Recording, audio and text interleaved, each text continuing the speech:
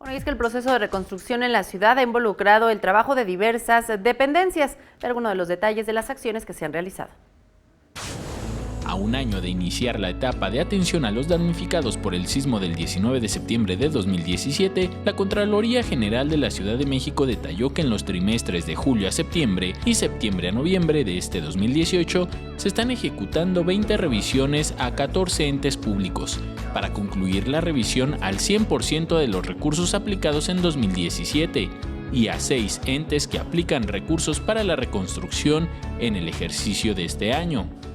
Inicialmente, para el caso de la entidad paraestatal fiscalizadas, se están revisando un monto de 2.305.000 pesos correspondiente al ejercicio 2017 y un monto de 149.072.000 pesos correspondiente al ejercicio 2018. Mientras tanto, la Secretaría de Desarrollo Urbano y Vivienda detalló que a la fecha se dictaminaron 10.095 inmuebles afectados, ubicándose la mayoría en las delegaciones Cuauhtémoc, Benito Juárez, Xochimilco y Tláhuac.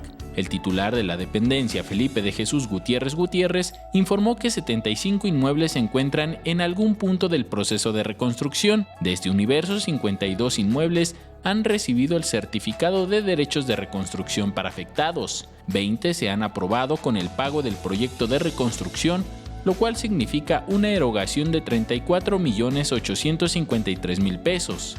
3 inmuebles están en la etapa de certificados únicos de reconstrucción de viviendas.